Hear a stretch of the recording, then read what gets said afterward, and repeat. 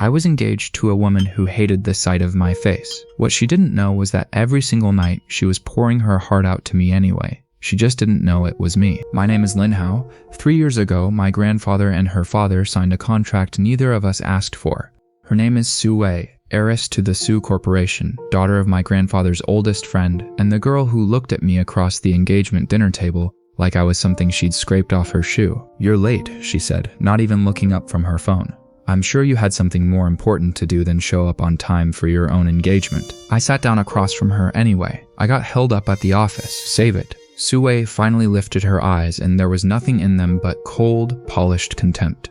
"I don't care what you were doing. I don't care about you at all, actually. This whole thing is my father's idea, not mine. So let's just get through dinner and go back to pretending the other doesn't exist." "Works for me," I said. That was the tone for the next 8 months. Stiff dinners. Empty small talk. A ring on her finger she never once looked at when I was in the room. To everyone watching, we were the perfect arranged match. Old money meeting old money. 2 golden children shackled together for the sake of a business alliance. To Su Wei, I was an inconvenience with a face. The engagement wasn't romance. It was armistice. The Lin Corporation and the Su Corporation had circled each other for 2 generations, sometimes rivals, sometimes reluctant partners, always eyeing the same contracts. My grandfather built Lin Corp out of a single shipping route. Su Wei's father built Su Corp out of textiles and turned it into a conglomerate. When the 2 men were young, they'd been on opposite sides of a hostile takeover that nearly destroyed both companies, and they spent 30 years smiling at each other at galas while quietly hating each other's guts. Neither Su Wei nor I had any say in it. We were both 26, both already running divisions of our respective companies, both furious in our own quiet ways that our lives had been auctioned off in a boardroom neither of us was invited into. What she didn't know was that for the last 2 years, long before either family dragged us to that dinner table, I had already known her. Just not like this. It started with a mobile game, a co-op strategy game my assistant recommended to help me unwind after board meetings. I got matched with a player whose username was Winter Orchid. She was ruthless in-game, barked orders like a general, and somehow made me laugh harder than I had in years. We started messaging outside the game. Then it became the one part of my day I actually looked forward to. We had an unspoken rule. No real names, no photos, nothing that could trace back to who we actually were. Just 2 strangers who trusted each other completely with everything except their faces. I used to wonder why it was so easy to talk to a stranger and so hard to talk to almost anyone in my actual life. I think it was because Winter Orchid never once looked at me and calculated what I was worth.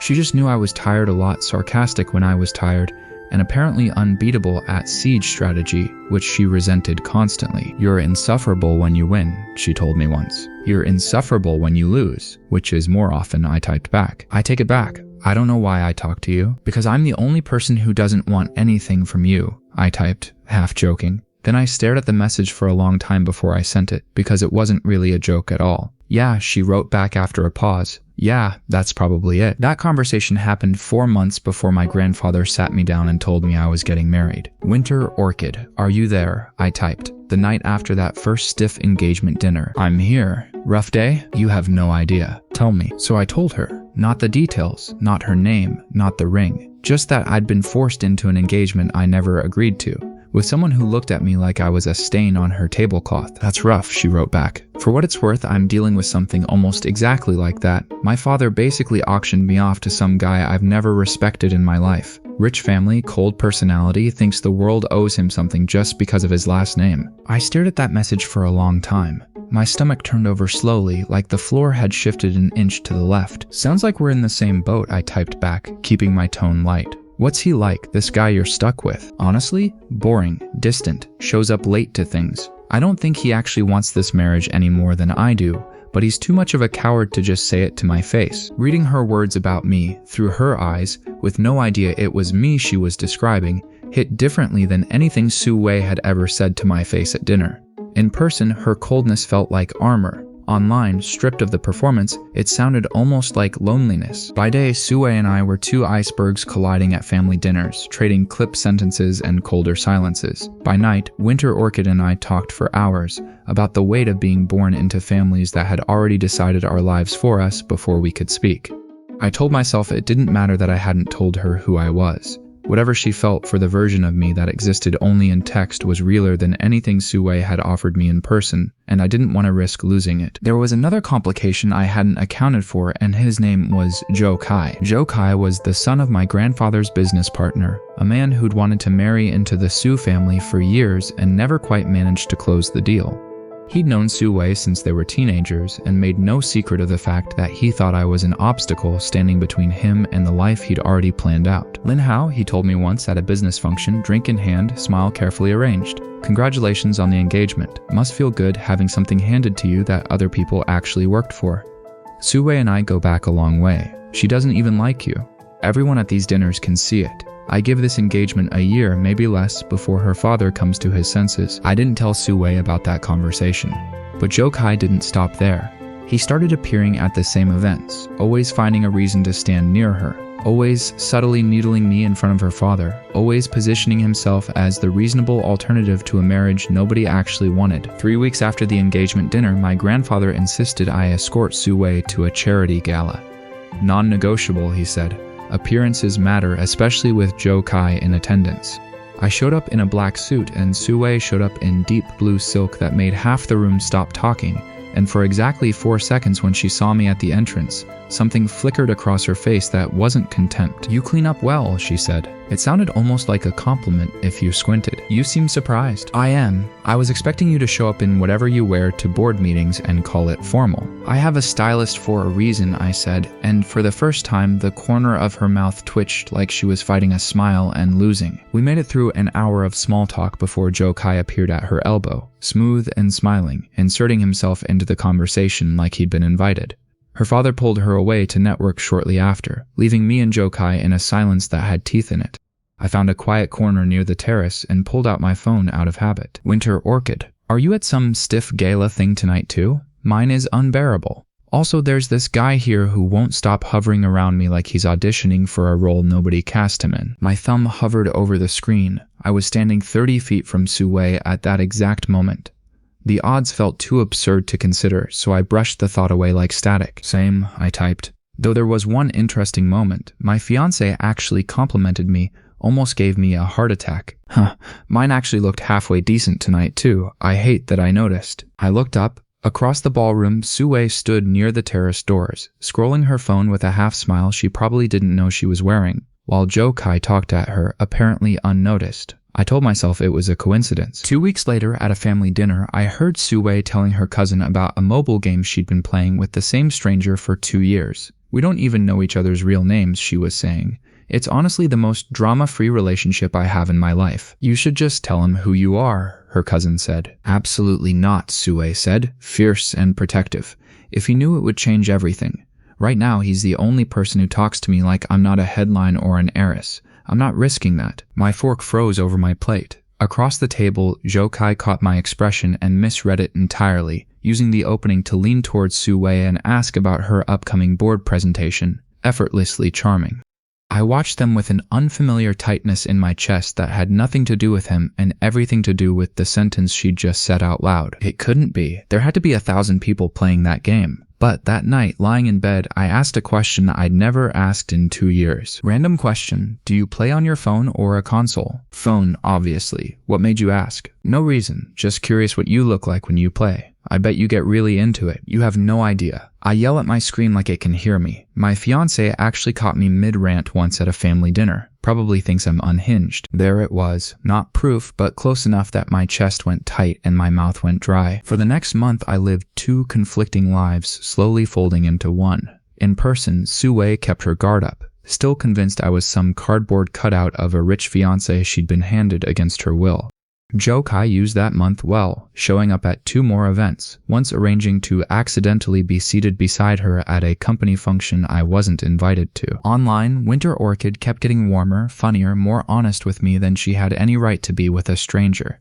I started testing it, a joke I'd made online, repeated almost word for word at a family lunch, just to watch her reaction. "You know," I said, watching her over the rim of my coffee cup, "if I had $1 for every time my strategy actually worked, I'd still be broke because I never listened to my own advice." Su Wei froze mid-sip. "What did you just say?" "Nothing, just talking." "That's oddly specific," she said slowly.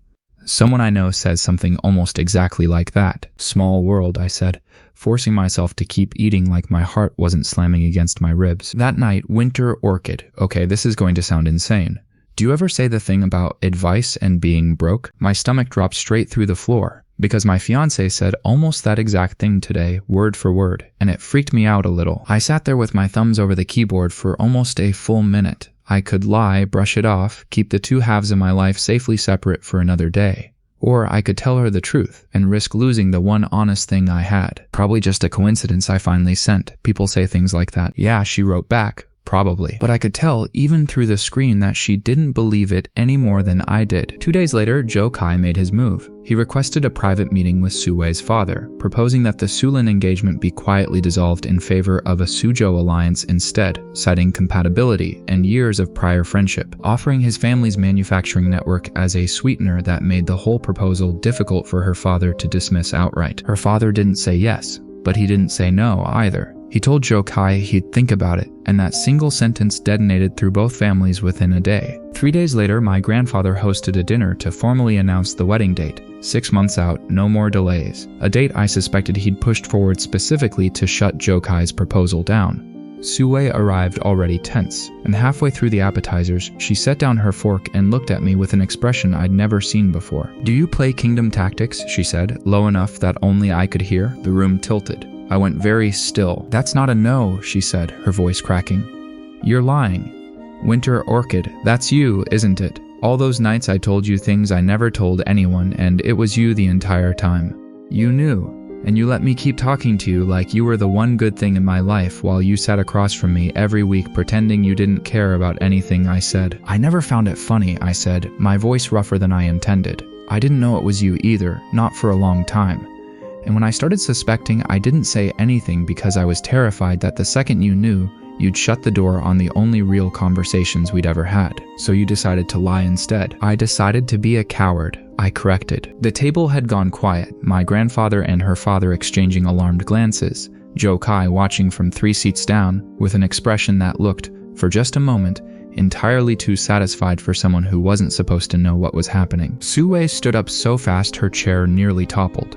"I need air." I followed her out to the terrace, catching Joe Kai's eyes on my way. Unreadable, watchful.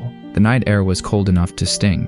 Su Wei stood at the railing, arms wrapped around herself. "Go away," she said without turning around. "No," I said, stopping a few feet behind her. "You can be furious at me. You have every right to be. But I'm not leaving you out here alone after finding out like that. You told Winter Orchid things I never told you," I said finally. "But you also told me things, at those dinners, in your own way. You just didn't think I was listening because you'd already decided I was someone not worth listening to." Su Wei finally turned around, her eyes wet. "How long have you known?" she asked, quieter now. "A few weeks. I wasn't certain until tonight." "Because nothing had changed for me," I said. "You were still the person I looked forward to talking to every single day. That never stopped being true, whether your name was Su Wei or Winter Orchid." "I hated you," she said finally. "For 8 months, I genuinely hated you. And this whole time, the person I actually liked was you. I don't know how to just switch from hating you to whatever this is supposed to be now," she admitted, wrapping her arms tighter around herself. "And on top of it, my father is apparently entertaining an offer from Joe Kai to break this whole thing off. I have no interest in stepping aside for him," I said,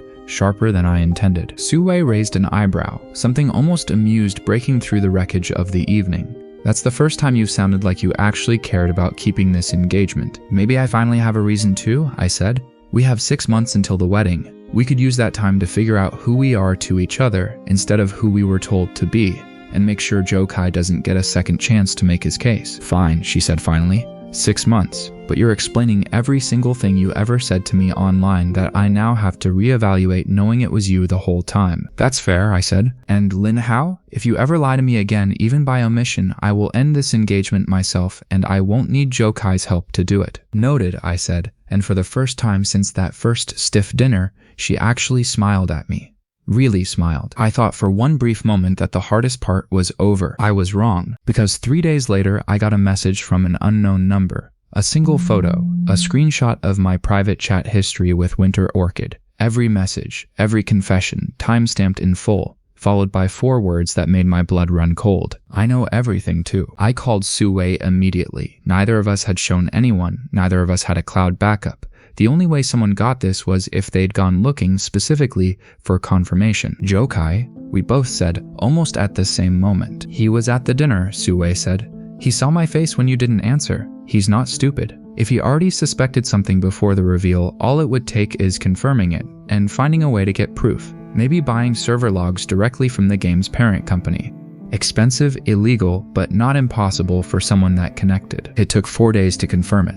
A shell company had paid a former employee of the game's parent company for a data export covering Winter Orchid's account. 4 months earlier, 1 week after Jokai first told me he'd give the engagement a year, maybe less. He sat on it, I told her, unable to sit still while I said it, waiting for the moment it would do the most damage, right after we'd actually reconciled. That's genuinely disgusting, she said, and exactly the kind of thing he'd do. 2 days later, we sat across from both our families in my grandfather's study and laid it all out. The data purchase, the screenshot, the 4-month gap between when he found it and when he chose to use it. That's the end of any partnership discussion with that family, her father said flatly. Effective today. I'll make the calls personally, my grandfather said. This will not be quiet. Su Wei took my hand without either of us saying anything about it as we walked out. That's done then, she said. He's finished. He's finished with that plan, I said. I doubt he's finished entirely. Men like that rarely are. I should have known better than to relax. Because that night, another message arrived. Not from an unknown number this time. From Jokai himself. You think exposing me changes anything, it read. I have more than a screenshot. I have 4 months of everything the two of you ever said to each other, and I intend to make sure every board member, every shareholder, and every gossip column in this city reads every single word of it, unless you convince your grandfathers to reconsider my proposal by the end of the week. I called Su Wei because whatever came next, she was right about one thing. We weren't finding any of it out separately anymore.